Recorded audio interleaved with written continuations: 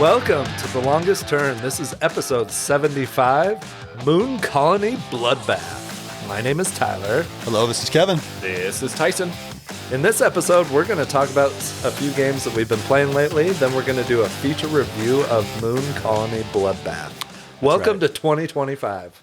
Right. Indeed. Right. Well, Happy New Year. I'm glad that you specified that Moon Colony Bloodbath is a game that we are reviewing, because otherwise the title of the episode would have just been really confusing. Yeah. It's quite the title. and quite the game. Yeah. Exactly. It's named appropriately. And we'll talk about that a little bit later.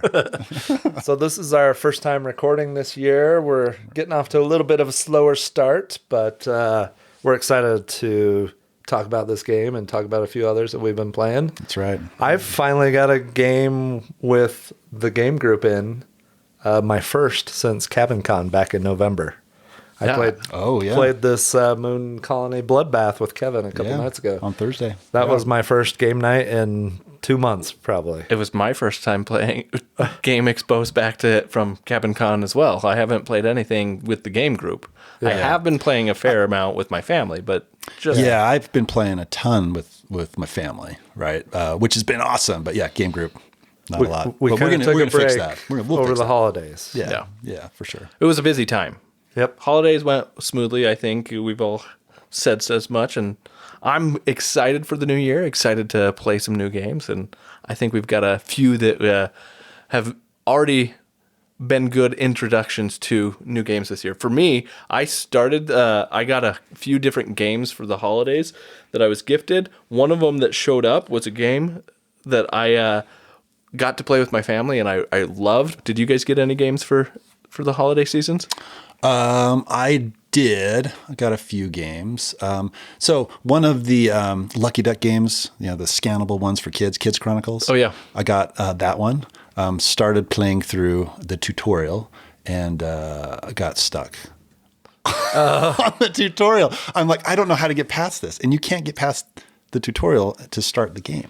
So I must have done something wrong, or there's a glitch in the system. Because the first one we played through, Kids Chronicles, I forget the name of it, loved it. But this one is a cooperative game where you're looking around the room like in Chronicles of Crime, but it's cutesy kids stuff and geared towards younger audience.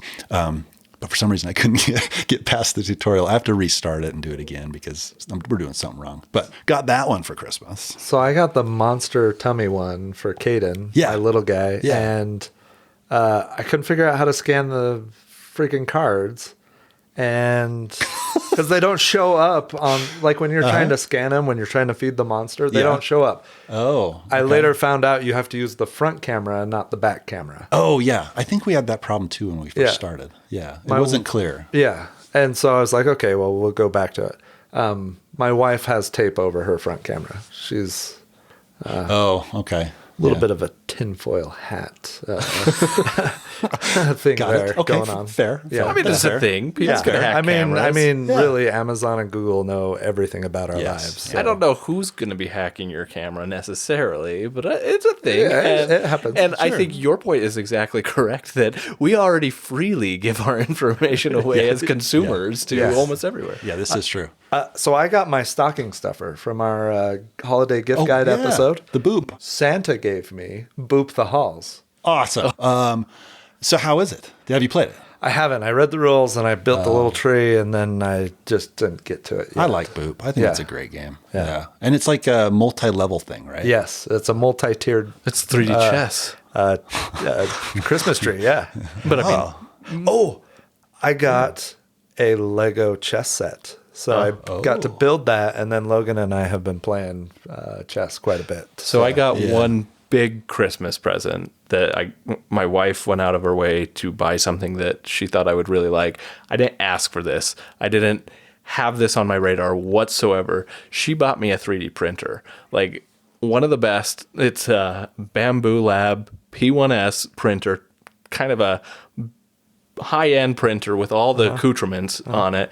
and I've started printing a bunch of board game related stuff. Awesome. Nice. That is super cool. That was really cool. I got a cool dice tower. I've never had a dice tower before, awesome. and now I've got a really fancy one. I was hoping you were going to show up with some inserts for us for some of our favorite games. I printed a put in Blood orders. Rage insert for myself. Oh, you did? Oh, yeah. And it took all of my expansion content and put it into the base box. Oh, and I was awesome. like, this is great. Yeah, that's cool. That's cool. I'm excited to see what You mentioned printing. this like a week or so ago when we talked, and Yeah.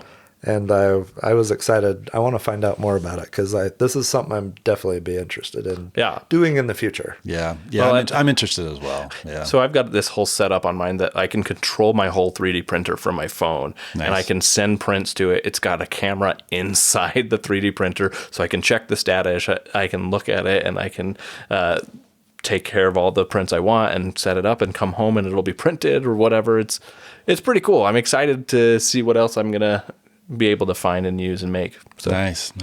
Yeah, awesome.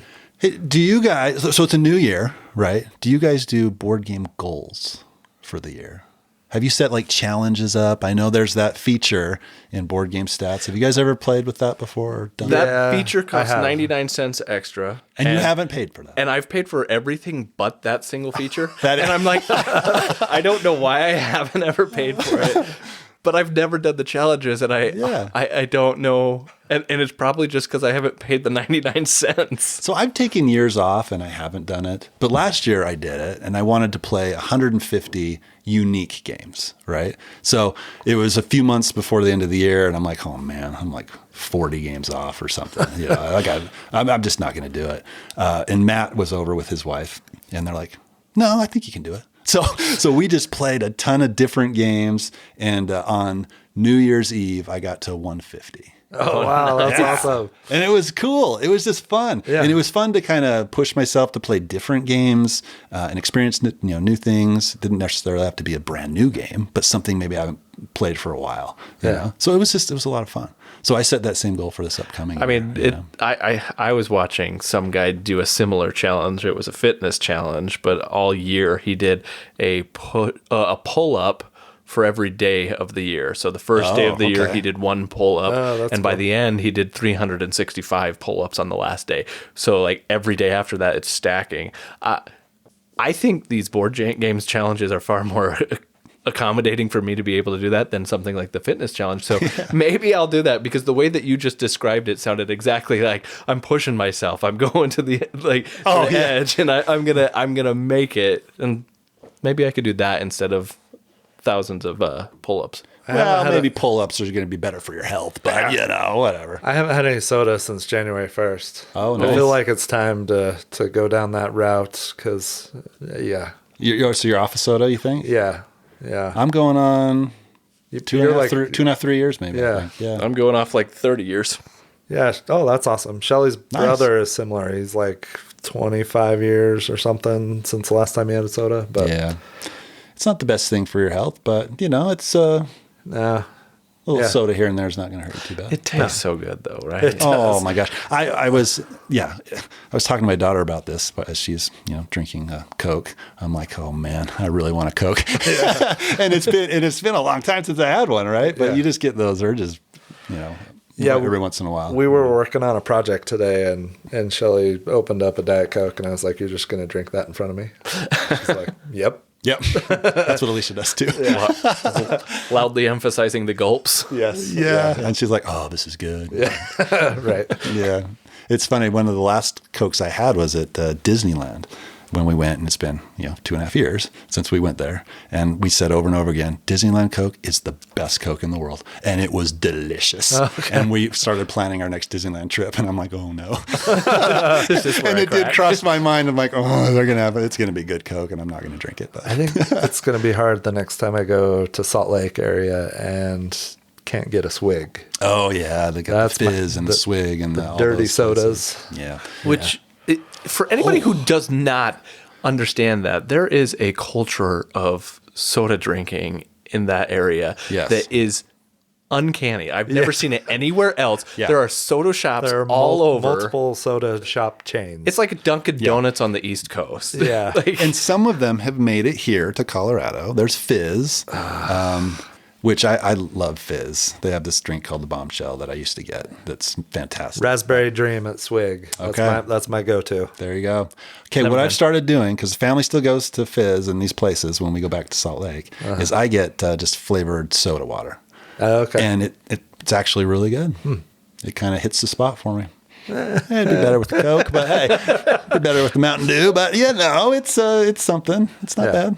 So I do the same. I've actually within the last year and a half, 2 years, got turned on to mineral water and soda waters and things like that, which I'd never done before. And I remember as a kid sitting in restaurants and like my grandmother would drink it and would give me a sip, and I tasted it and I thought it was the most disgusting thing. Yep. I realized that drinking soda water must be a mark of aging then, because I got to the point where I could tolerate it and I actually am starting to enjoy it. So I used to think it's just bad water, right? But now I love the stuff. But anyway, should we talk about some games? I think so. Let's do it. Yeah. Tyson, kick us off here. I would love to. I've got a game that I've been playing with my family and most recently with the two of you. This is a game that recently came out. It's published by the Outtakes Games and designed by Eric Olson. It's called Flip 7. This is a simple card game. It's a single deck of cards, and it plays from 3 players to infinity. It touts that you can play this with as many players as you want. If you start playing with more than 18 players, it says add a second deck. But this is touted as the greatest card game of all time. On the box, it actually says could be the greatest card game of all time. Presumptuous. Yeah, right. I think they said something on the BGG entry about there are certain people are saying that this is the greatest card game of all. We won't mention that it is us, the publishers, but it was a fun little tongue-in-cheek. But all this game is it's a deck of cards that are numbered 0 to 12. And in this deck, there are 12 cards, 11 cards, all the way down to a single 1 card and a 0 card. And at the start of the game, what's going to happen is one player is going to be the dealer. And what they're going to do is shuffle the cards, and then they're going to deal a single card face up to each player. On the cards are going to be the either number values, or there are 3 different types of special cards. One is a flip 3 card, a freeze card, and a second chance card. Because in this game, you need a second chance sometimes, because if you flip a card that has the same value as another card that is already in front of you, you bust. This is an extremely luck-driven push-your-luck game, and it's a lot of fun. I've had a lot of fun with it. I've played it with my family a lot, and we just play until we can until we don't have any desire to play anymore, which it goes on and on and on. The objective of the game is to get to 200 points. The first person who gets 200 points is going to win. You get the total number of points in front of you that are displayed on your cards. So like I said, if you get a duplicate value, you bust and you get 0 points. But if you get a 12, 10, 11, 9, etc., you get the total value of that for your score for that round. There are also modifier cards in this game that do like ×2 or +2 or +8 or whatever, and they're just going to add points to you, but they're not going to make you bust. In the game, all that happens is everybody's going to get dealt a card, and they have the opportunity to say, hit me or stay. So you're choosing to continue to draw cards or to potentially bust. Anyway, I've played this, like I said, with my family a couple of times, and it's been a lot of fun. I've played it with my 3-year-old even, and it's simple enough that he can play it, and he understands, for the most part, what is going on. He doesn't understand the probabilities, and so he's 12 12s. He's like, yeah, oh, I got a 12. Yeah, it's great. Whatever. It doesn't matter. Yeah. But he, because he doesn't understand those probabilities, is infamous for just screaming, "Hit me!" Like every time, and we're like, "Are you sure you want to? Do you want another card?" And he goes, "Hit me!" And so we play. At one point, awesome.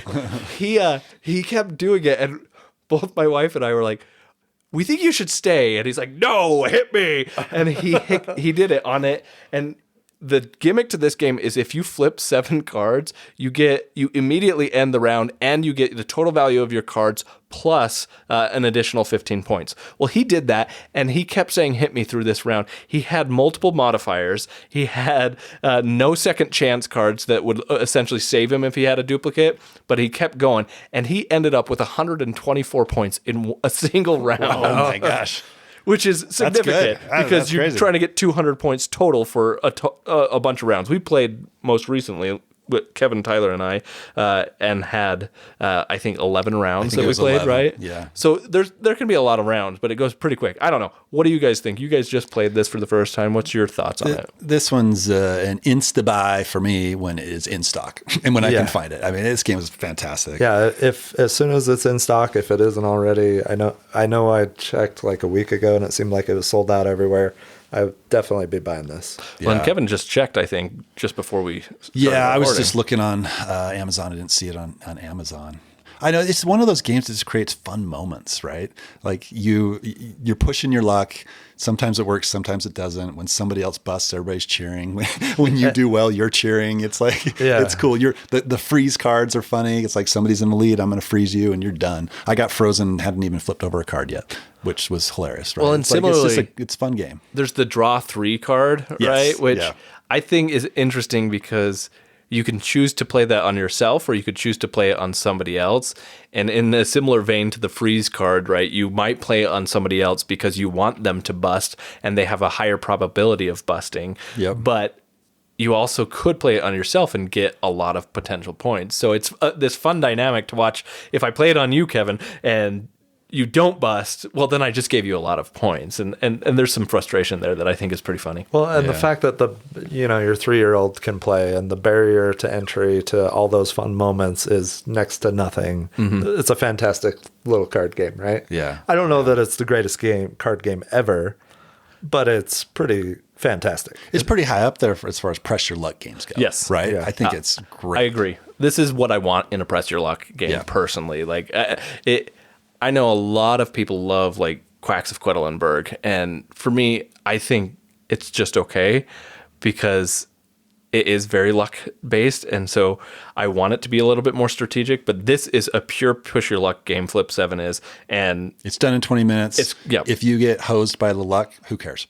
It's funny. Like it's just a story. Like it's great. I like the last time I played with my family, I got a total of 11 points after 10 rounds. Nice. Because now I don't feel so bad. My kids kept freezing me. I kept busting, and it was just like bad luck all over. But I don't think we'll see a lower score than that. I got one round with 11 points. That's one of those. I think you told me that, didn't you? I think so. Yeah. That's one of those. Like occasionally we'll write scores in game boxes so that every time you play that game, you're reminded of like a horrible score or like a really improbable thing that happened. That's one of them you should write in the box. I got 11 points this whole game. Well, that's why I have BG stats. Well, there you go. Yeah, there you go. There you go. But so that's Flip 7. Another thing I was thinking about this game, just real quick, like for my kids or any young kids, it's addition and occasionally multiplication, right? Yep. It's good practice for your kids on this basic arithmetic and stuff. Oh yeah, right? which is great. My 7-year-old, he was counting up his points, and I went, "Oh, I don't think that's right." And I looked over and I counted them up and I counted it wrong. And he goes, "No, Dad, you're wrong." And I was like, "Okay." And I recounted them. I was like, "No, you're absolutely right." And so it was a great opportunity for him to tell me that I was wrong and that he was actually right. And I liked that as well. That's great. Really cool. Really cool. But yeah, that is Flip 7. All right. I'll go next. We got a game sent to us from Rio Grand Games called Druids of the Elements. And I had a chance to play this a few weeks ago with Matt over the holidays. And we both really enjoyed it. This was a great game. So real quick, how the game plays.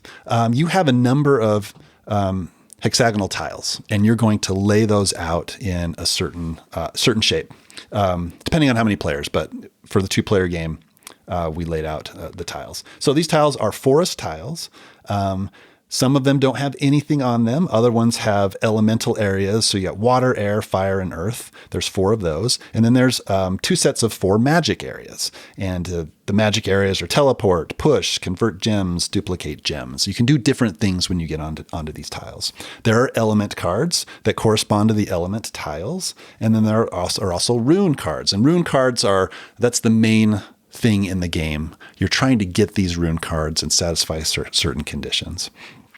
So on your turn, you have 2 tokens. You've got a druid and you've got a wolf, and you're going to be moving them around this board. So one of the actions is movement. You can move your druid 1 space, and you can move your wolf 2 spaces. So wolf is a little bit more, it's easier to get around the board, but doesn't quite do as much. You can draw cards. So you're drawing cards, like I said, these element cards. And these element cards are going to allow you to convert cards to gems. They're going to allow you to play runes and do other things. The gems, like I mentioned, you can get gems by turning into like-colored gem cards, and you get a gem. Or if you're in a certain place on the board where this element tile is with one of your characters, you get a discount of 1 card. You pay 1 card, and then you get that gem. Other things you can do, magic areas. I mentioned the magic areas. You can just do cool things, move around the board quicker. You can push other characters, other players to other spots. You can convert gems where you can get more gems. So if you're in one of these magic areas, you can do those things. And then the last thing you can do is runes. So like I said, the runes are how you win the game. And this is the most interesting part of the game, right? So to play a rune, you're going to select a rune card that you have collected during the game or that you started the game with. Or there are face-up runes, 2 of them, that you can select one of those to play. There is an element on there. You have to play an element card, play a gem, or be in that element space in order to play that card. And then you have to meet the activation requirements for that rune. The runes you have to make a shape with characters that are on the board for some of the runes. So that's with your 2 characters, and you have to make sure other players' characters are in spots to make a shape. Then you activate that rune. So it's kind of interesting trying to move around the board, position yourself in places, and then hope that other players don't move out of the space that you need them to move to. Okay.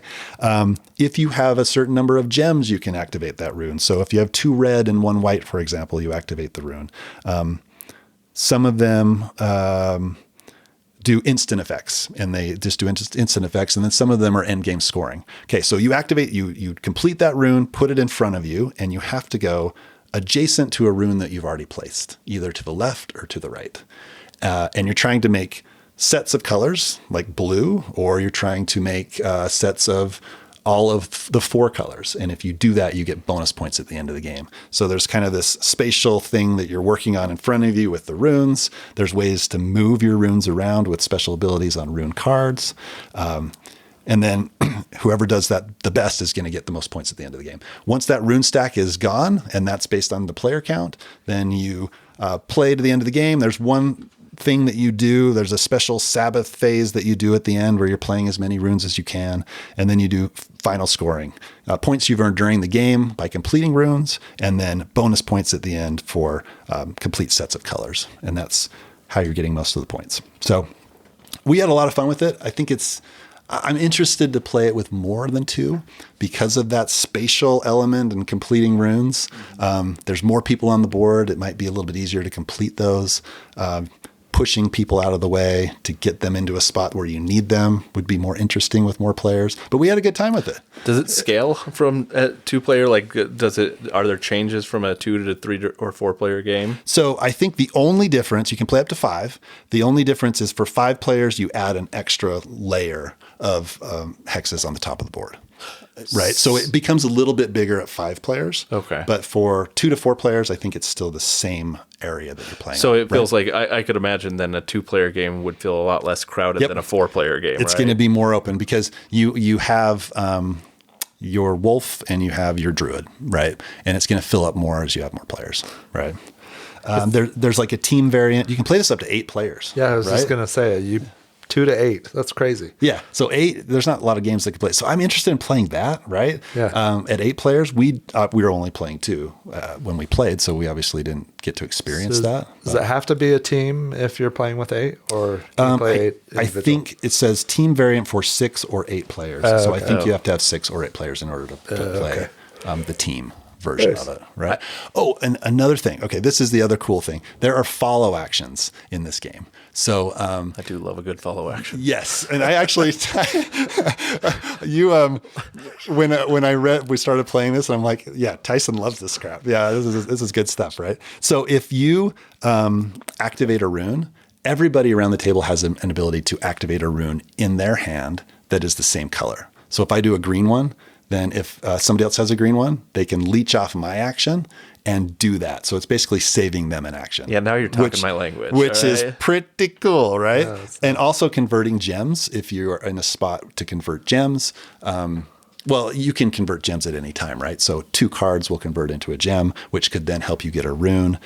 People can follow that action as well, and they can position themselves. They can say, okay, you're going towards the green element space. I think you're going to convert gems there. I can go there as well and get a discount because I know that's what I'm trying to get ahead and think of what you're going to do, right? Which is kind of cool too. So that was probably my favorite part of the game is the follow actions. And then the spatial thing of getting runes in front of you, I thought was pretty cool. Well, and games with follow action tend to do better, at least the ones that I've played, at a higher player count because there are more opportunities to use that follow function, right? Yes. And so for me, everything you're saying about this game makes me think that there's probably an optimal player count for this game, and I'd be curious to find out what that is because that's the player count I'd like to play it at. Yeah.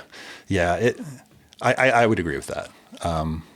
It always feels good to do an action when you're not supposed to be able to do an action. Yeah. Right. Yeah. And like figuring that out, because when Matt and I played, I think we did that once or twice the whole game. Right. So that's why I think you're right there. I think maybe the optimal player count is 3 or 4 in this one.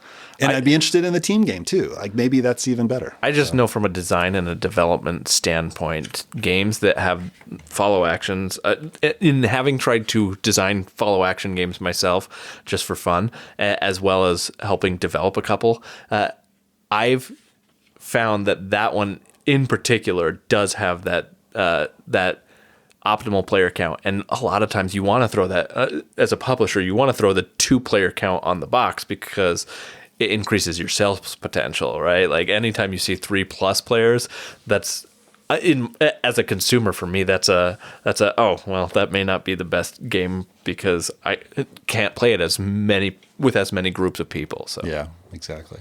Yeah. But no, I'd be interested in trying this at a 3 or 4, maybe 5 player count. Yeah. And as I was reading the rules, just refreshing myself on the rules before recording here, I'm like, that was pretty fun, right? I did enjoy that game. I worry that it's one that kind of gets lost in the shuffle over time, but I didn't even know it existed until we got it as a review copy. Yep. Yeah. Right? And I was the same. If you go on to BGG, there's not a lot of, there's forum posts on it, but it doesn't even list the type of game it is and what categories there are. Yeah. Well, and it's a relatively generic title. It's hard to find the exact version of that one, right? There's a Druids game by Amigo. Yep. That's the one I first looked at. And this one's called what? Druids of the Elements. I would have never known it existed. Yep. Me neither. But but that's the great thing about when we get review copies of games. We were just talking about this a minute ago. Absolutely. Right? When we get games that we might not have ever played before, but someone sends us a copy and it's something totally different than what we would have tried or picked. Right? Absolutely.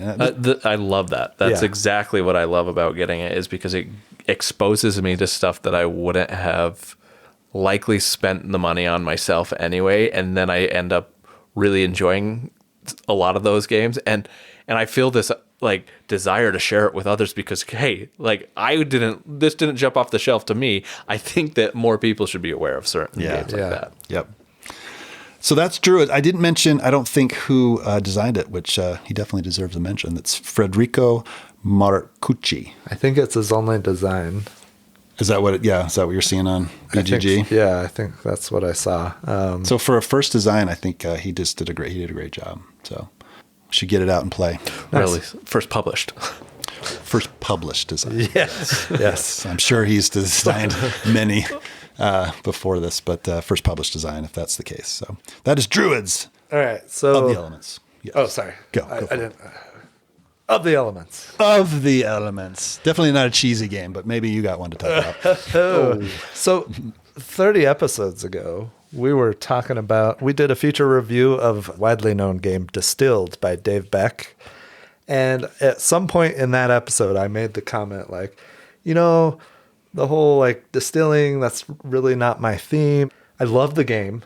But if this was a game about cheese, then okay, I'd be all over that. Or I said, that'd be an insta-buy for me. Or an insta-back, or some comment like that. Well, like a few days later, a game showed up on crowdfunding, Kickstarter, Fromage.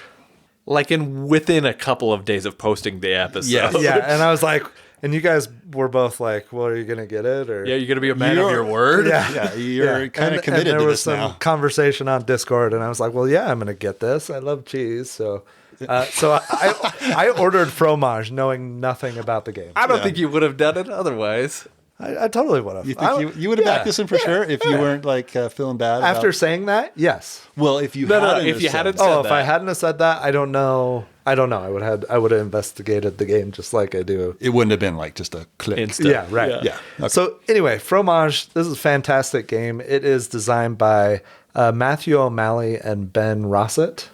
Do you know that design team, Tyson?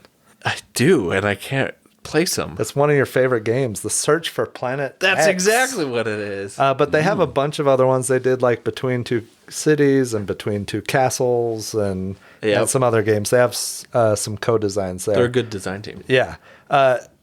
If I'm terrible at this game, this would have made my list for games that I like that I'm terrible at. Why, you've won it 3 times out of the 5 I played it 4 times and I've only won it 3. I am 1 for 5, and my one win was on BGA when I was just clicking buttons. Oh, okay. All right. So I'm terrible that's embarrassing. at it. But basically, it's a simultaneous worker placement game, okay? The board is shaped in a circle, so like a wheel of cheese, right? And it has 4 quadrants, and it's simultaneous play. So if you have 2 players, you're sitting across from each other, and you can only play in the quadrant that's directly in front of you, okay? And you have 3 workers. The whole game, you'll never have more than 3 workers. So if you put out a worker, you can put out one to collect resources, and whatever quadrant you're playing has a specific resource type for that setup of the game. And so with 1 worker, you can collect resources, and with 1 worker, you can make cheese. You don't have to use your workers, and you may not always have 2 available to you, but you can collect resources, and the different resources are order cards, which help you get, as you complete orders for placing certain types of cheese and on certain places, you get more victory points at the end of the game. There's structure tokens. Those are another resource. There's livestock, and then there's fruit tokens. Some of the cheeses that you're going to be making require fruit, and those are a multiplier at the end of the game. It's a multiplier of the fruit and the jam that you used, and different cheeses require different ones, and you can use the fruit for either one. So in this game, based on where you place your worker, the cheeses are all faced in different directions, okay? And for the resources, whatever resources in front of you, you can take 3, 2, or 1, or you don't have to put a worker there. If you place it on the 3, it's going to be 3 turns before you get that worker back, because after everybody's done taking their turn, you rotate the board 90 degrees and you have a new quadrant in front of you, and you don't get any of your workers back until they're facing you. And you said you only have 3 workers. You have 3 right? workers. Yeah. Wow, so if you're investing and hey, I need a lot of livestock, I want a lot of cows, I'm going to put it out there and get 3. I'm not getting that worker back for 3 more turns. Okay. Okay. And it's the same kind of thing with the cheese. When you make cheese, there's soft, hard, and blue, and then there's different color plates that you can put your cheeses on.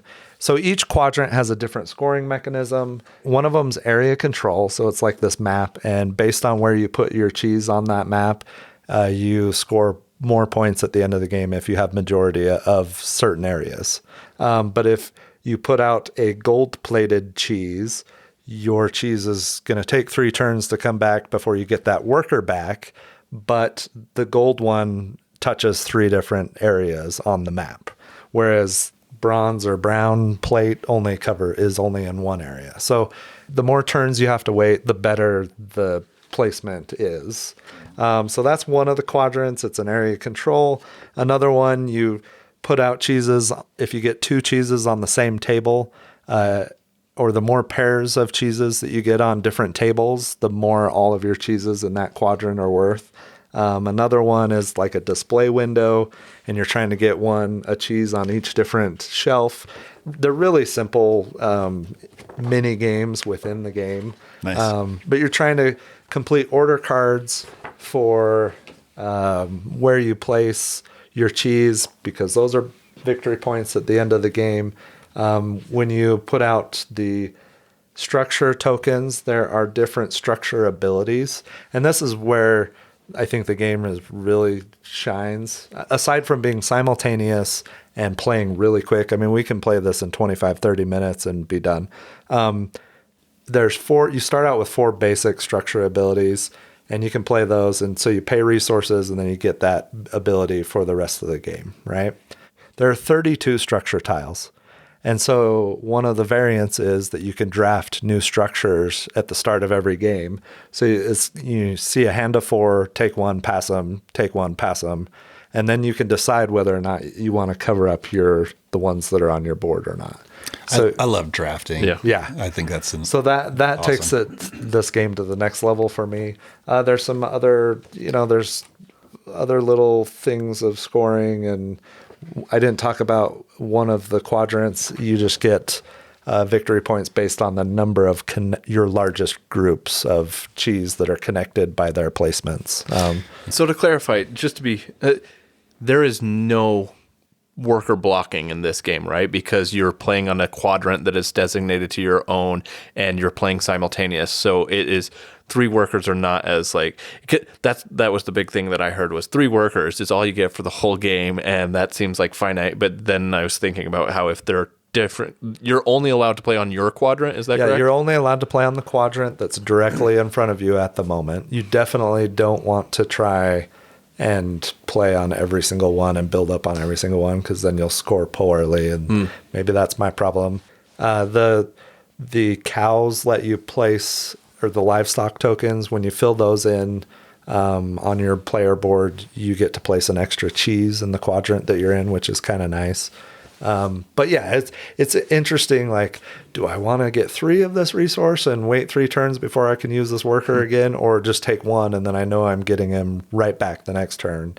Or, so there's interesting decisions. Those decisions are cool. For some reason, it's reminding me of tying up resources in Barrage, where your resources are, you're not going to get them for a while. They're going to be tied up, but Barrage is a little bit more brutal in that regard. But it reminds me of that. And then, like we mentioned, the whole drafting thing, playing Res Arcana without drafting is just there. Or playing Agricola. I don't think you guys have played that one, but without the drafting variant in that one, because you can kind of draft according to what your strategy may be for that game. So that sounds cool. And plus, the art looks amazing. I love the art. Yeah, I love the art. It's Pavel Zova. I'm going to say something that's going to come out sounding bad, but I'm going to say it because it looks like a highlights magazine kind of artwork to me, but like really good quality. Yeah. Like the magazines you see in the dentist's office or whatever for kids. Like you have hidden little pictures inside them and stuff. Oh, okay. Yeah. It's a game about cheese. Does the theme come through a ton? You're aging the cheese. You're aging the cheese. Yeah. But there is some thematic elements there. I love the charm of the art. Yeah, I love that it plays simultaneously. I have the limited edition, so the board it sits on a mat and it rotates really smoothly.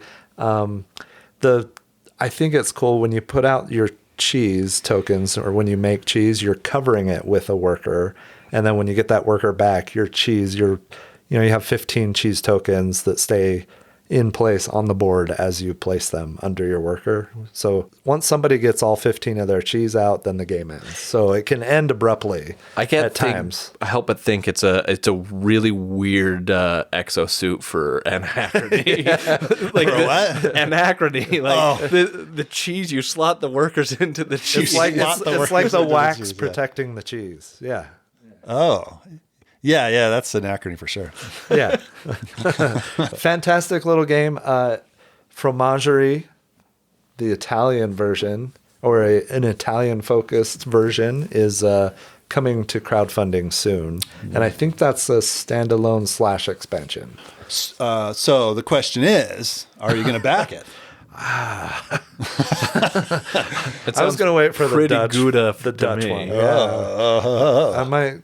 There's very few cheese puns that have gone into this discussion. I think there needed to be more. So you don't know. You'll have to see what it is. I'm trying to think of cheese puns. Yeah, right. I don't know. I will say that I didn't realize that the pedigree behind the design team on this one, which really intrigues me further. Looking at the production, it looks gorgeous, and it looks like there's a lot that went into this one, and hearing some of what you've discussed about it makes me very interested. I'd want to play this on an upcoming game night. I'd love to try it. Yeah, it's pretty simple to learn, and then it's on BGA, right? It is on BGA. That's awesome. Yep, love it. So that is Fromage. Fromage. Well, yeah, let's jump into our feature review game of this episode, Moon Colony Bloodbath. We're going to kick it off a little bit differently by starting with the rules, but it's going to be a more casual rules overview of this game. And then we'll go into our full review of this game. So, Moon Colony Bloodbath. This is designed by Donald X. Vaccarino. It's published by Rio Grand Games in the U.S. We received a copy of this about a week ago, and we got it played. Tyler mentioned that we got it played last week. We played. So the way that this game works, it's kind of a joint deck builder type game. It's really a unique game that some of the mechanics in here we really haven't seen much in other games. So you start the game, you have a deck of cards in the middle. And these cards are they're work cards. These work cards allow you to do specific actions that are on your board. There are trouble cards, and these trouble cards will add events to the game. And these events are just horrible things that are going to happen to the people in your colony. Okay.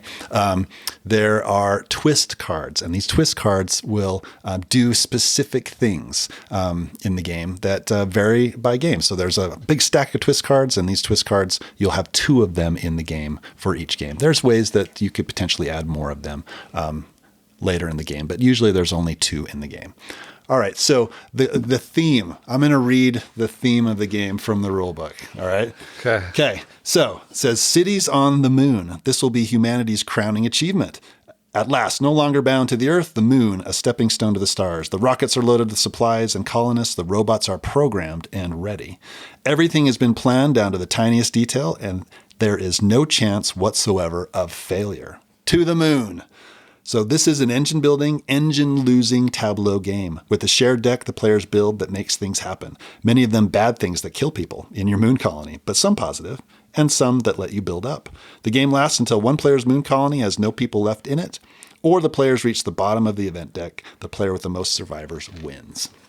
So you start off with 30 people in your colony, all right? And you have some resources, you have food, you have money, and you don't start out with, but there are boxes. Yep, there's boxes that you can get. So, and then you have some perk cards that can be added to this progress deck. So you have this progress deck in the middle, you shuffle it up, you flip it over, and then you do what it says. If it's a work card, you get to do an action. You can build a card from your hand. If you build that card, you have to pay the money to build it. You play it in front of you, and then there's people that are in this building. And this card that's played is affects everybody. Everybody does. Yep. So it's simultaneous. Everybody's doing it. So if you use the build action, you play a card in front of you. There could be something that happens when you play that card. You can research. Research is a way to get cards into your hand, building cards. So you draw cards from the building deck, and then they go into your hand. You can farm. So farm is a way to get food. There is an event where you have to pay food for every building that you have in front of you, right? And then there's mine. Mine is the way to get money. And restock is the last one. Yep. And then restock is the last one. And restock is how you get boxes. Boxes do absolutely nothing for you unless there's a card in front of you that you can use that box for something like getting more people, for example, which Tyler used very well in the last game that we played. So you keep flipping cards over.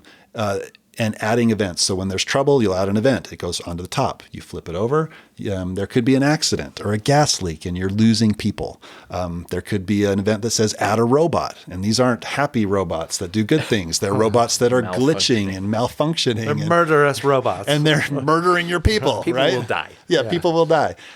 You get to the end of this deck. You flip it over, shuffle it up, and then you start flipping over more cards. So you do this until somebody loses all of the people that they have. That triggers the end of the game. Now, you'll have people in your colony. If you run out of people in your colony, you have to destroy a building. Those people run out of the building. They are in your colony now, and then they start to die. And once all of your buildings are gone and you have no people left in your colony, then that is the end of the game. Whoever has the most people wins. Or if you get to the end of the event deck, which we haven't done yet, but that is a possibility. There's 13 cards. Then that triggers the end of the game as well. And whoever has the most points at that point wins. In our second game, we got to the last card. We were almost there. We were so close. Yet so far away. Yes. Yeah. So, I mean, that's a quick rundown. We'll talk a little bit more about it as we talk about the game, but that's a quick rundown of how to play. So yeah, thanks, Kevin, for giving us a little overview of Moon Colony Bloodbath. Let's talk about this game and do our review. We start by talking about the production value of this game, and then we'll go in and talk about what the things we like, the things we dislike, and we'll all summarize it in our final thoughts. Let's talk about this production. This is a Rio Grand game. It is a Rio Grand game. And in typical Rio Grand... It's on brand. It is on brand, exactly. It falls very similar to anything else that is Rio Grand. It is a serviceable product that like has everything you need in it to play the game, right? So like the tokens are standard, just cardboard tokens. The card quality, boards. The card quality is good. It's it's not. I mean, I will say it will not jump off the shelf at you necessarily, and that is something that I had to note when you got this. Kevin sent a picture to us of all the games that had arrived to his house recently, and I didn't even pay attention to this box very much. Like I was looking at all the other games and excited by them, and this one didn't even stand out to me. It's not bad. Yeah. But it didn't stand out to me. But if you look closer, there is a KitchenAid robot with a blade and a mixer blade and a meat grinder. I mean, attachment. It's amazing. Yeah. When I first saw this art, I'm like, you've got to be kidding me. This looks ridiculous, yeah. right? But the more I play it, there is a charm to it. There is a charm to it, and it is exactly what it needs to be for this game. Totally agree. Right? Absolutely. I absolutely love the art. I love the production. It is so minimalistic on some of the stuff, but it's completely... It matches what the game is. And I think that is... It's perfect for what it is, but as a result, like I said, it's not going to jump off the shelf at you, which is a shame. You should give it a deeper look because it is worth looking into based off of that. I don't know that there's any of the pieces in it that I really thought, oh, that's a great little piece. Yeah. Though I have to say that the work tokens was an interesting and functional way to utilize to keep track. Keeping track of things. Yeah. It is funny. The first round we played, the first time we played, we're like, what are these even for? Because you start out with a very small deck, but by the time you get 4 or 5 rounds in, the deck is huge, and so you want to keep track of how many times actions you've done do I work. have? Because the work action is it's so key, Absolutely. right? Like you're waiting for that action to come up, and you're like, okay, I hope this next card is a work action, right? So looking and having that visual cue of I've already done 3 of these. There's one more left in the deck. When is it? Where is it? Yeah. And then but we have 15 cards left in the deck, so I might be in trouble here. We got 4 robots that are coming. They're going to murder us. They were a nice addition to keep track of. Yes. That was a nice little design. Yeah. From a production standpoint, I think that like without those, I don't know if I would have noticed a problem without them, but I certainly noticed their impact with them. Yeah, and you definitely appreciate them, right? Yeah. Yeah. This isn't an issue. I mean, you see this with publishers all over the place. If you sleeve the cards, you're not going to be able to use the insert.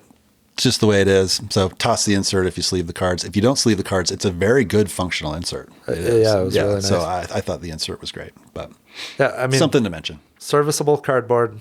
Yeah. Nice quality cards. You're not going to be drawn to this game based off of the production. No, it's not over the top. But the production works. It's not Skyrise. Yeah, no, it's not Skyrise. Exactly. The table presence is not necessarily there from the production side. Yeah, Let's move into the things that we like about this game and why we're kind of laughing about this a little bit because of the things that are good about this game. Yeah, I love the simultaneous play. There is 0 downtime in this game because you have that progress deck that's in the middle and everybody's doing the same action, right? So it's quick, it's snappy. That shared deck in the middle is I think genius. Amazing. Yeah. I think it's awesome. Yep. I really like that. And like you're contributing to it at some point or at certain times, you add cards to it, whether it's with your perks when you build a certain building that gives you a perk or, building a building that adds a new card. A development card. Yeah. But the game is also building cards against you by adding negative events and robots. And though once a card is in the deck, it's going to come up every round. Yep. And every time the robot comes up, it's adding add a robot card. It adds a robot every round. So every time I think about deck building, I think what people go back to that fount, right? And pull things out of it that is unique and amazing and new and innovative. And I always think, when is that going to run dry, right? Like, and yet it hasn't. It started with Donald X. Vaccarino designing Dominion, right? And somehow, usually other designers are going to be the ones who make the kind of innovative, groundbreaking transitions into the mechanism, right? But I think that this mechanism right here deserves way more attention than it's been getting, and I think it actually could be utilized in a ton of different systems. It's not as groundbreaking as Dominion, but it is groundbreaking in my opinion of what it's doing. Yeah, it's like it's shared deck building. Right? Yes. Yeah. Like you have competitive shared deck building where you have cards that you can play to add other cards to the deck, right? And some of them maybe it was hilarious. You added one to the deck that removed boxes, right? And ended up hurting you more than everybody else, right? Yeah, I got Tyson with it. I never got hit with it, but you have those decisions to make, and the deck is getting bigger and bigger as you go. With, like you mentioned, negative cards and positive cards, right? And you're definitely getting the deck building feel of like sometimes like there is no trash mechanic in this, so that deck just gets bigger and bigger and bigger and more polluted with stuff that you don't want in there. Horrible. So like things. if you can find ways to add stuff to it that is valuable, that's great. I love that each player has a set of perk cards as well that are unique to them. Not really unique. Everybody has the same set of perk cards, but the perk cards only benefit the player whose card it belongs to. Yeah.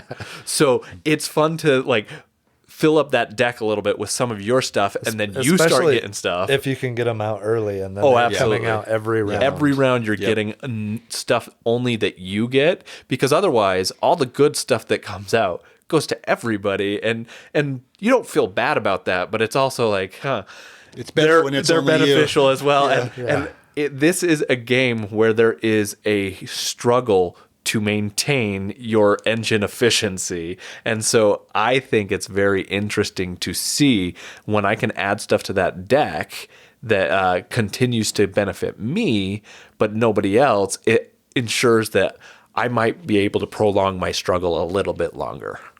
Yeah. I love building the synergies with the cards that you're placing in front of in your tableau, right? As long as it lasts. So it's a group deck builder, but you're also building a tableau of an awesome engine to do different things, right? Yeah, and it's cool to build that up, but then also it hurts when it's destroyed. And that's part of this game. So it's a deck building game, but it's also it's an engine building game, but it's an engine destruction game, right? Yeah. Like, and it hurts when you have something that works so well, but hey, all the people in your colony have been murdered. You have to start getting them from buildings, right? Yeah. And that decision of, oh man, I got to get rid of this. That's pivotal to my engine.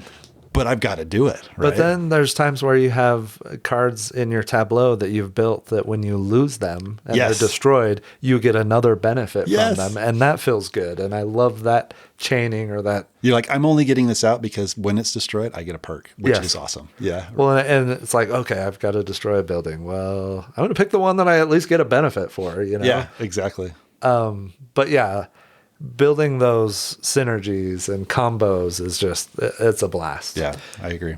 I think there are benefits from almost everything you do in this game up to a point, right? Like there is, you feel really good that first half of that game. You're like, we're going to get to the last event stuff. easy. Yeah, this is no problem. I got so many people. It's great. But like it is designed I think it's beautiful. It's got this parabola effect, right? Where like it's falling off a cliff. I mean, you're going up and up and up, and you're feeling really, really good as you make everything work. Like most engine building games, by the end of the game, you have this great engine that's been built, and it's great. But this game takes that and then goes off that cliff, like you said, Tyler. And it's like, nope, you don't get to keep any of that engine. In fact, it gives me a Galaxy Trucker kind of a vibe in some effect that you're trying to build something that can just withstand. You're limping into spaceport. Yeah, you're limping into at the finish line there, right? I love that feeling of just trying to hold on. And then looking out at everybody else and thinking, you guys are in the same boat. Can I hold on just a little bit better than everybody else? That is just, I don't know. It's not a feeling that I have in a lot of games that I play, right? And it's cool. It's really done really well. Well, and especially in the later rounds when you're flipping over the next card. Oh, yeah. Everybody is on the edge of their seat. Everybody needs something specific. Yes. You want a work card, but there are other cards that trigger benefits for just or you. your perks, the perks, right? Yeah, exactly. Like you're cheering for cards to come up. Yeah. And when they actually come up, you're like, yes. In fact, Exactly. in our I think was it our second game?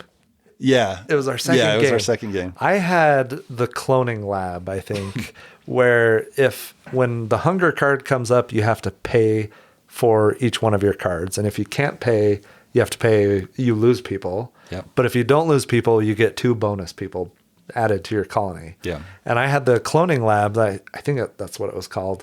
It gave me 3 additional people if I didn't lose any people for hunger. And the deck was like 30 cards plus, right? We'd flipped over 2 or 3, and I was like, oh man, I need hunger to come out so I could get those bonus 5 people because I had enough food to pay for it. And Kevin flipped the hunger card. I'm like, what the heck? Yeah, it was awesome. It was, it created that exciting moment. And even when that doesn't happen, when you're calling for a card and something else gets flipped over, it's still exciting just seeing what gets flipped next. Yes, and it's either just total destruction and everybody's losing 7 people, or you're losing 5 people and passing a card to your neighbor.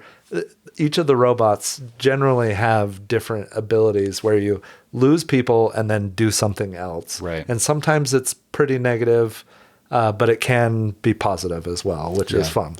Which brings up another thing. The variability in this game is great. There's a huge stack of robot cards. You're going to see maybe 4 or 5 of them in the game, right? Mm-hmm. And they're always going to come out in different orders because you shuffle that deck. There's also the twists. You add 2 twists to the game.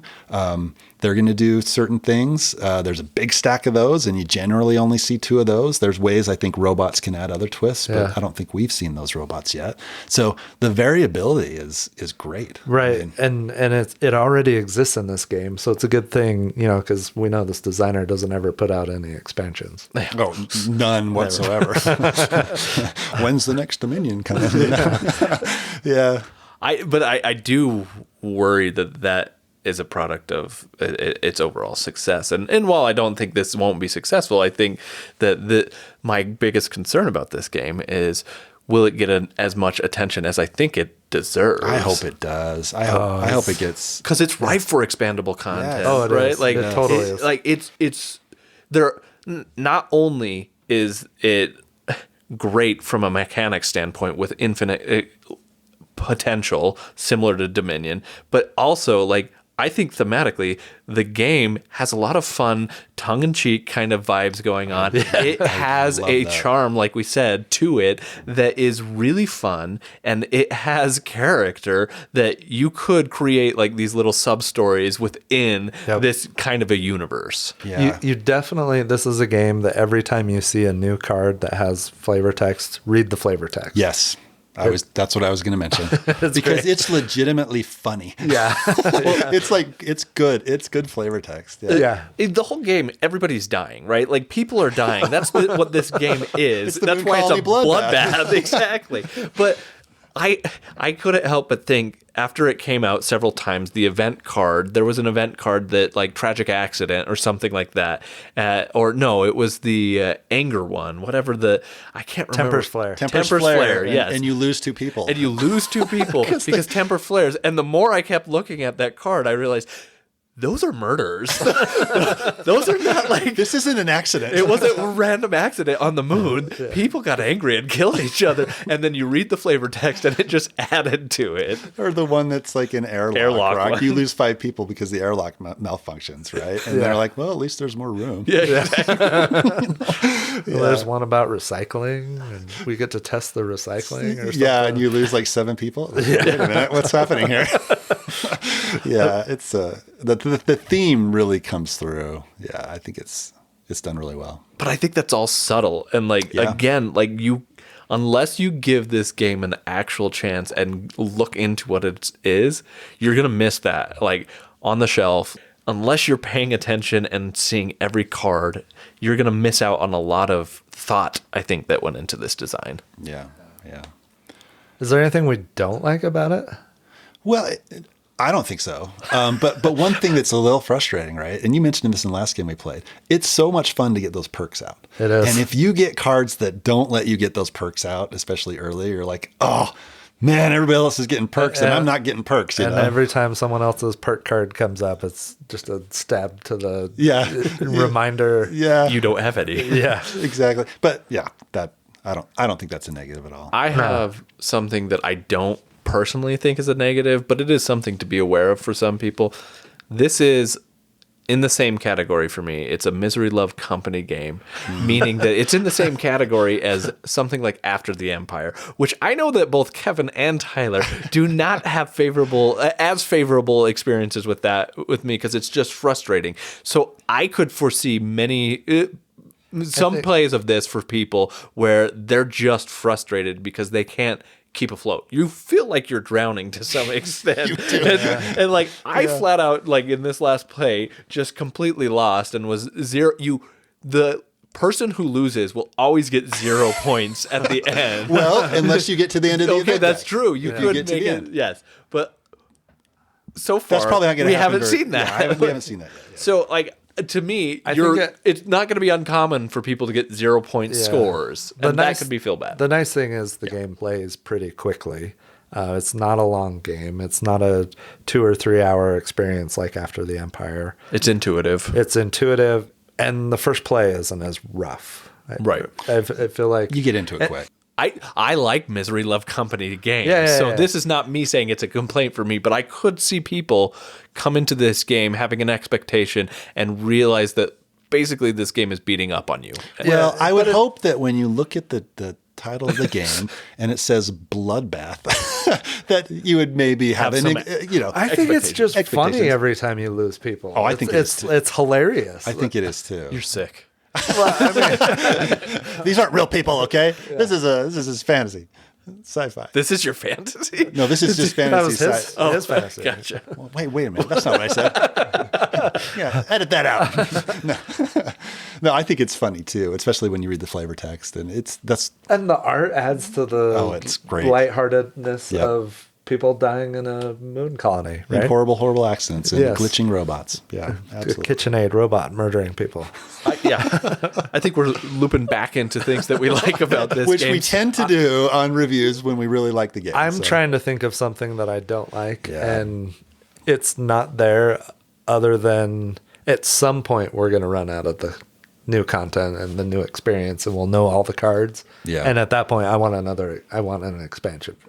But the great thing about that still is that even when that happens, and even if you're introducing it to new players, it's still at that point, because that deck, it's a deck builder and it's a shared deck, you don't know when things are going to come out. Yeah. So the experience is still going to be there to play infinitely. I don't think that the game is going to lose its flavor by any means. I think it's still going to be exciting to play. But at some point, it's going to be like, okay. I've seen this again. I've seen this before. We're ready for some new building cards. We're ready for some new murderous robots. Yeah, I want new tasks mutant robots now or something, with something weird. Invading aliens or like you could do anything. Like the Mars Attacks needs to happen. Yeah. And you could have a zombie strain where some virus breaks out in one of the labs and then you can do anything in this potential. game. Absolutely. There's a cornucopia of things you could do with this game. Oh, absolutely. Yeah. But all that to say is I think we're coming back to a lot of things we like about this game, meaning we should probably get to our final thoughts on this game. Rating. We have a rating scale for our feature review games. 0 to 100. 0 being utter garbage, 100 being a perfect game. 0 we're never going to actually review. Yeah. No, you'll never see that. Why would we subject ourselves to that? But yeah. So let's go ahead into our final thoughts. So which one of you would like to kick us off with our final thoughts on Moon Colony Bloodbath? I'll go first. I think this game's fantastic. I've had a blast every single time I've played it. I've been laughing. Everybody at the table's been laughing every single time we've played. Every card flip is exciting.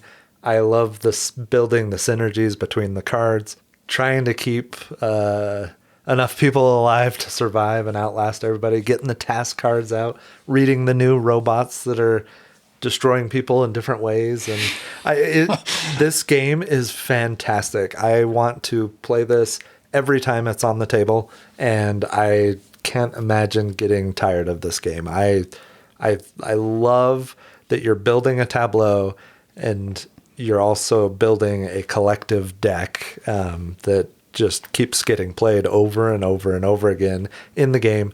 And then you're tearing down your tableau and you're having to make the decisions of which part of my synergy am I getting rid of, or what card do I no longer need because I've got a ton of money or a ton of food.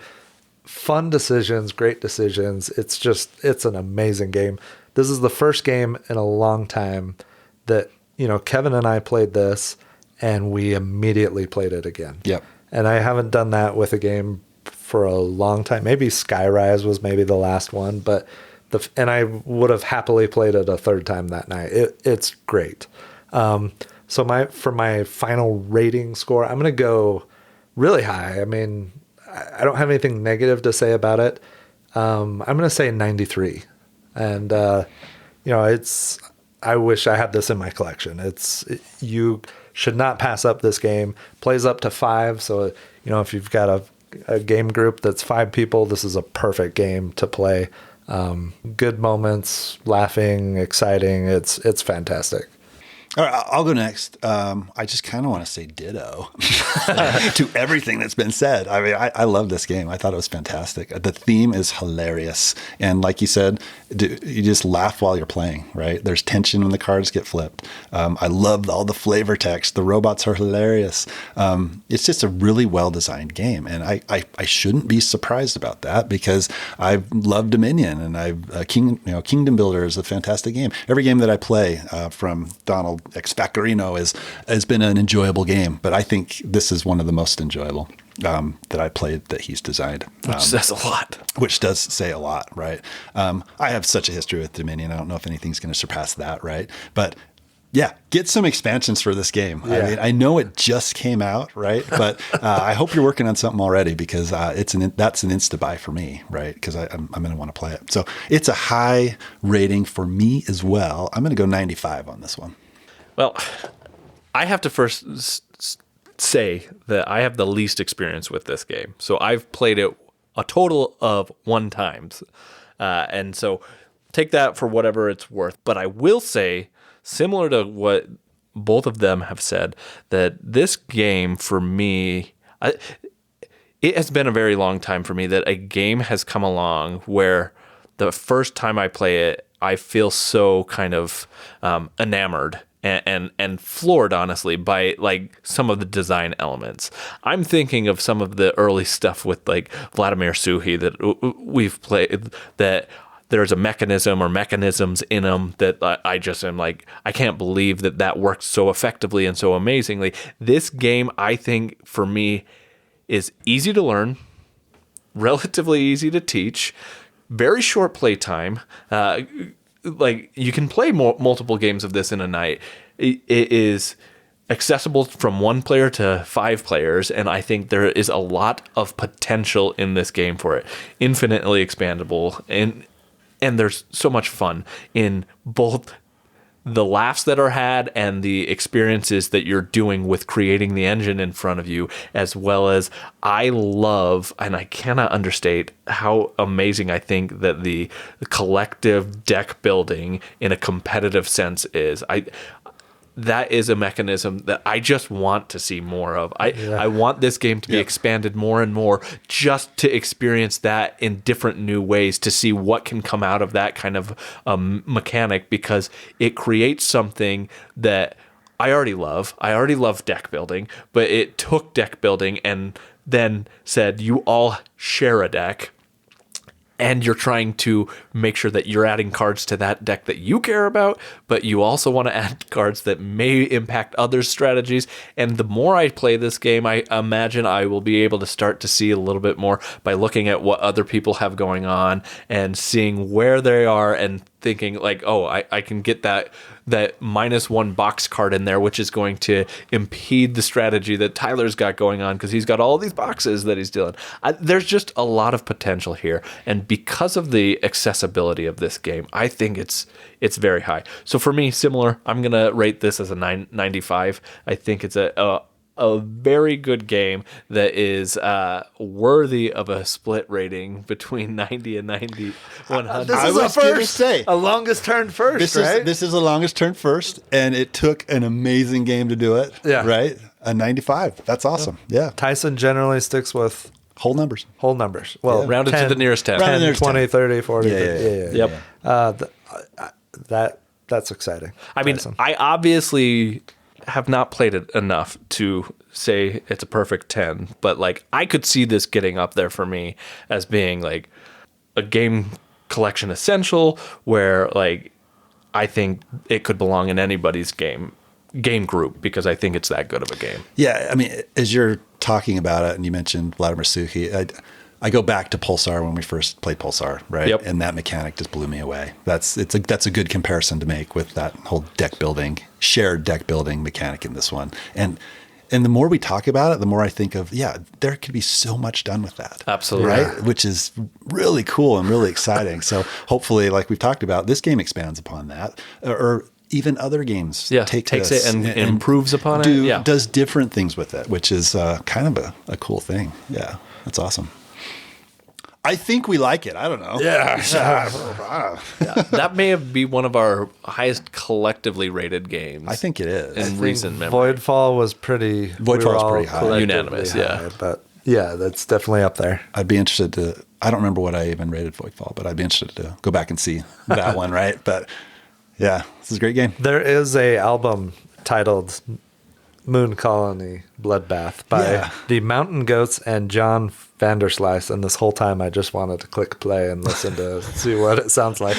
I knew there was a pop culture reference to this, but I didn't know what it was. So yeah, and maybe there's more out there, but there could be. Yeah, the Mountain Goats. Yeah. Oh yeah. Well, hit play on that after we record. I'm curious to hear that as well. Yeah.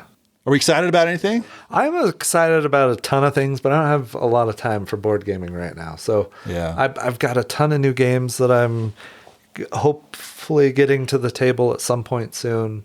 You asked about goals this year. I haven't thought about any play goals, but one of my goals is to, and I've had this goal before, but to really start culling my collection and really get some of the games to my table that I have not played yet. Which leads us into our potential next episode, the Shelf of Shame annual episode. Yeah. Well, speaking of goals, one of them that I did was play 20 games that I have not played in the past 3 years. Oh, so nice. get some of those ones. older games off the shelf and experience those again. But I'm also excited for new games, right? Yeah. And you mentioned Vladimir Suchy. There's Resafa is one that he's recently come out with. We have a copy of that. I'm super excited to play that and see what new mechanics he throws into a game, because there seems to be something in every game. Every single time, I swear. That is wow, this is really cool. So I'm excited to explore that one and see what it's all about. No, that's one that I'm also excited about. I, similar to you, Tyler, have been trying to be more effective at culling my collection and making sure that I get it down to a more manageable size. Now, I will say that my size of collection is already more manageable than either of yours, but I have gone and I've since last we talked, I got an additional 6 or 7 games off of my shelf for selling, and I'm trying to continue that process, and it's going all right. That's kind of my goal for this year as well. What is your target number of games? Yeah. What is a perfect collection size for you? For context, I started at about 200 games is where before I started culling. I'm down to 180, 185 games. So it's been 15, 20 games that I've culled up to this point.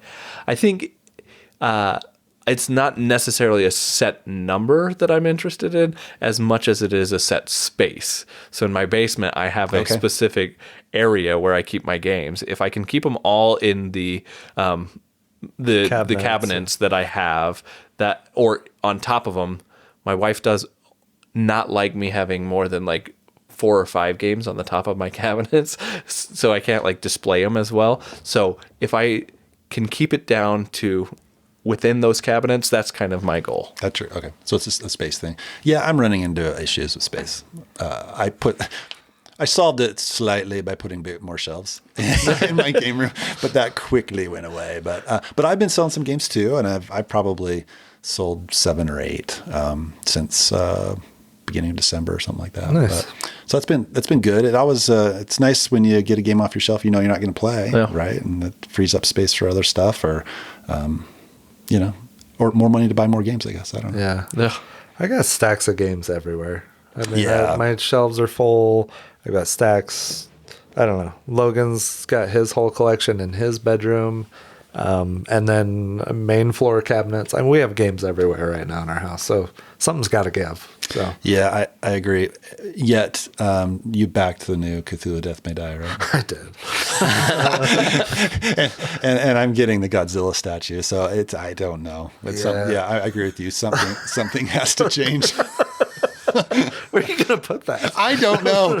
But I'm so excited, though, because there's a scenario where the big Godzilla is on the table with the big Cthulhu, and it is a playable scenario. Holy crap, that is going to be amazing.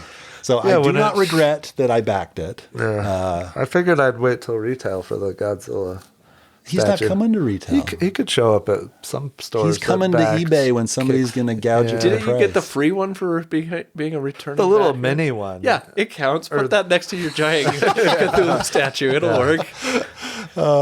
I'm not a fan of Simon right now. I know, but when that game is so good. Yeah, and we actually had a chance to play the scenario with the Big Cthulhu finally. Now that we got our content, and it was epic and awesome. So it's good stuff.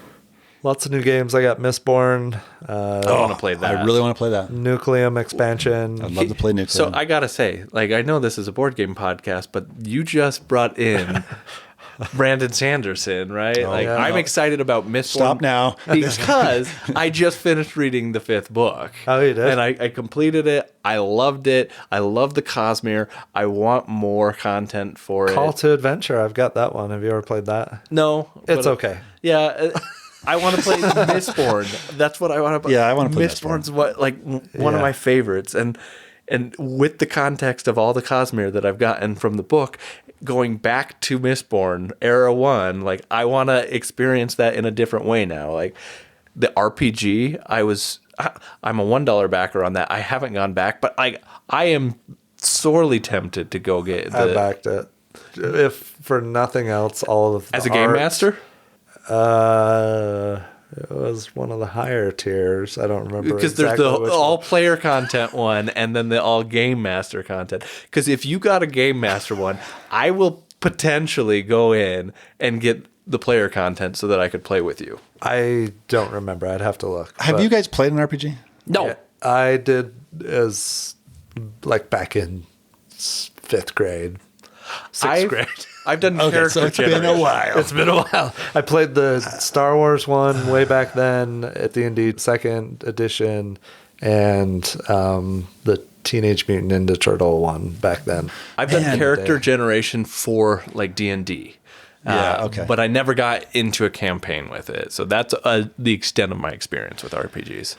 I've always been interested, but man, that just takes up a lot more time. Yeah, absolutely. Right. So I don't know, but the more I play games, the more I realize I really enjoy theming games. I used to be I don't like the Ameritrash dice chuckers. But I really like those now because they're very thematic, right? And having an RPG experience is just all about theme and all about story and stuff. And I'm interested in it. It's a different medium to experience a story. And Yeah, that exactly. I think is fascinating. I think it's fascinating too, but do I have time to do that with all the board gaming and stuff and other life things? So I don't know. I'm interested. Cool. I love that you guys have backed that though. That's awesome. If nothing else, I already have a bunch of the miniatures, and I'm excited about the art and just some of the and the lore books, the lore, and which stuff. are canon to the Cosmere, which is one of the main reasons I've nice been marketing tempted. job there. Absolutely. Yeah, suck people in. Dragonsteel. Yeah, Well, they're not done. Did you finish Wind and Truth? I did. Yeah. Have you? What book? What's are you the on? fourth? I'm on the fourth book. Rhythm of War. Yep. Rhythm of, actually, is it Stormlight Dawn? Archive. Is it Dawn Shard that's in between? Yes. Yes. Okay, I was in Dawn Shard, I think. Okay. And then Yeah, you definitely need to read Dawn Shard before you do Wind and Truth. Yeah, I did not. I don't know if I finished that one. Or not. Yeah. But I finished the first Mistborn, the 3, and then I started in the 4th one. Yeah, I love that. era working my too. way through it. Yeah. I like the second era of Mistborn more, but whatever. No, I said he said book 4, Yeah, which is book the four. second era. What is that one called? You get The Wax and Wayne series, I guess. Wax and Wayne. Wax yeah. and Wayne. So I'm the first one there. I got Awesome. pick it up. But hey, there you go. I knew as soon as you brought it up, we'd have at least 10, 15 minutes of I love Cosmere. I love Brandon Sanderson stuff. So. Yeah, no, it's good stuff. He's really good. And that is what I'm excited about. But I do really want to play Mistborn. the Mistborn. I do almost as made well. it through the rules while I was playing Halo the other night, but That's some multitasking. well, in between games, Yeah, when it's reading loading. rules, sleeving. That's when I do most of my sleeving. Is when Halo games are loading. Sometimes it takes a little bit. It does. I thought you said sleeping at first. No, the important things. Sleeving, Tyson. Yeah. Someday. All right. Well, I think that wraps up our episode. episode 75. Ooh, yeah. Go out and buy Moon Colony Bloodbath. You won't I be don't think disappointed. it's hit the shelves quite yet. No, I don't think it has. It's on for pre-order. I think I looked at Boardlandia maybe, and it was on pre-order there. Maybe it was Game Nerds, but yeah, pre-order it. Seriously. Go out and buy it. Go out It's and buy it. awesome. We need more expansions, more content for it. It's fantastic. Yeah, do your part. All right. Yeah. So I can enjoy more of it. Yeah. All right. Thanks for listening to this episode of the Longest Turn Board Gaming Podcast. If you enjoyed this episode and you want more Longest Turn in your life, please check us out on Instagram. Also, be sure to check us out on Board Game Geek, where you can join our guild, Guild 3947, and check out our blog, where we post all our show notes and occasionally post more detailed reviews. If that's not enough for you, we have a Discord server. If you want to play a game with us on Board Game Arena, join our Board Game Arena group, The Longest Turn. Until next time, thanks for listening. Tot ziens. Goodbye. See you